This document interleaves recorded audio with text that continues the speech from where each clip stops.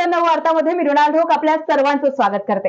आपण या कार्यक्रमामध्ये अनेक मान्यवरांशी चर्चा करत असतो। आज आपल्या सोबत सर्व मानव सेवा संघाचे सचिव मनोज अडसुले सर जोडलेले आहे। आज आपण त्यांच्याशी चर्चा करणार आहोत।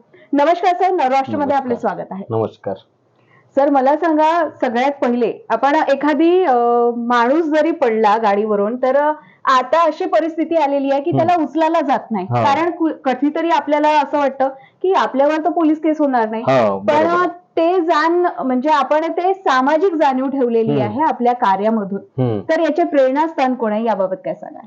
याचे प्रेरणास्थान म्हणजे तसं पाहिलं तर एक माझी मैत्रीण आहे नागपूरची, ती सविता बाडबुचे, तिने मला याच्यात हे केलंय, म्हणजे मोटिवेट केलं। तेव्हापासून मी या कामात जोडलेलो आहे आणि याचा मी पहिले 6 महिने अभ्यास केला आणि माझ्यासोबत किशोर उमाटे सर पण होते। आम्ही दोघांनी अभ्यास केला, कारण का कसं होतं, आपण इथून पेशंट पाठवायचं, कोणाची किडनी काढण्यात आली किंवा काही आलं तर त्याचा आरोप आपल्यावर लागला नाही पाहिजे, म्हणून आम्ही बराच अभ्यास केला याचा आणि त्याच्यानंतरच हे ओपनिंग केलं आम्ही मानवसेवेचं। मी असं ऐकलंय की आपण बेड असो किंवा इतर काही जे लागतात हॉस्पिटलाइज मध्ये, तर ते आपण फ्री मध्ये देतात, याबाबत काय सांगा? हो, तर जसं पेशंटला लागलेली वस्तू आहे, जसं water bed, air bed, iron bed, commode chair किंवा व्हीलचेअर, अशा वस्तू आम्ही देत असतो। पण एक नाममात्र सेफ्टी म्हणून आम्ही ते डिपॉझिट म्हणून अमाऊंट ठेवतो, पण ते रिटर्न करून देत असतो आणि ती वस्तू काम झालं का तो व्यक्ती आणून देतो आणि आम्ही ती वस्तू पैसे परत करून देतो त्यांचे। तर रात्री जर आपल्याला रक्ताची गरज जरी पडली तर सरांना तुम्ही कधीही फोन करा, ते नक्कीच तुम्हाला हेल्प करतील असंच म्हटलं जातं, कारण सर ब्लड डोनेशन साठी सुद्धा प्रसिद्ध आहे। याबाबत काय माहिती द्याल? जवळपास 440 लोकांना आम्ही ब्लड डोनेट केलेलं आहे आणि कसं मेसेजद्वारेच आमचं होते काम। मी पर्सनली कुठेही जात नाही, माझं फोनवर बरंचसं वर्क होऊन जाते असं आहे। तर त्यामुळे डोनर पण मला कसं व्हॉट्सअपद्वारे डोनर भेटून जातात आणि त्याद्वारे आम्ही त्यांना रक्त पुरवल्या जाते। सर, मला सांगा, सर्व मानव सेवा संघाद्वारे आपण आतापर्यंत काय काय कार्य केलेले आहे, याबाबत काय सांगाल? आतापर्यंत जवळपास आम्ही केलेलं 10 व्यक्तींचं बायपास केलेलं आहे आणि जवळपास 119 व्यक्तींची एंजिओप्लास्टी केलेली आहे आणि एंजिओग्राफी तर कॉमन आहे, ती काही विशेष नाही आहे, पण एवढं केल्यानंतरही बाकी सर्जरी अदर भरपूर केलेल्या आहे आम्ही।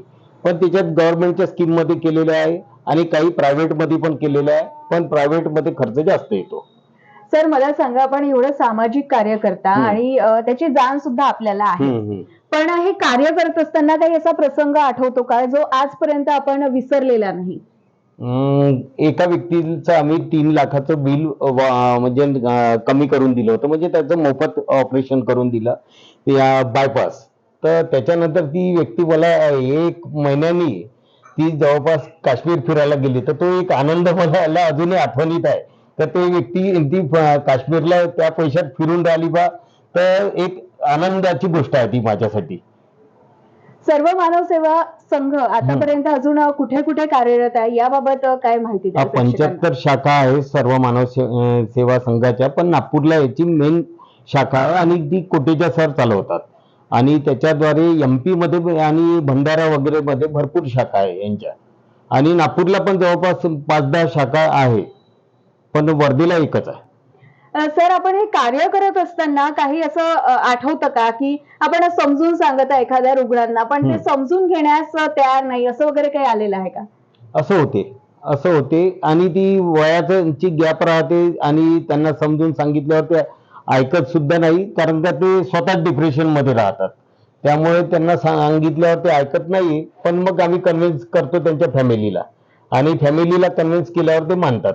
मग तुम्ही त्यांची समजूत कशी करता एकंदरीत? जर आता लहान मुलगा हट्ट करतो की नाही, मला बाबा हेच वस्तू हवी आहे, आणि जेव्हा तुम्ही त्याला समजून सांगता की नाही, हे तुझ्यासाठी हानिकारक आहे, ही समजूत आपण कशी काढता? आता ती समजूत म्हणजे कसं आहे, त्यांनी ऐकलं नाही तर आम्हाला त्यांच्या फॅमिलीचा सपोर्ट घ्यावा लागते आणि ते सपोर्ट घेऊन आम्ही त्यांना समजून सांगतो, तर ते मग मानतात आणि फॅमिली जास्त मानतात पेशंटपेक्षा, कारण का फॅमिलीला सर्व करावं लागते। यामध्ये अजून काही योजना आहेत का ज्या आपण रुग्णांना समजून सांगता की ही योजना आपल्यासाठी किती फायदेशीर आहे, असं वगैरे?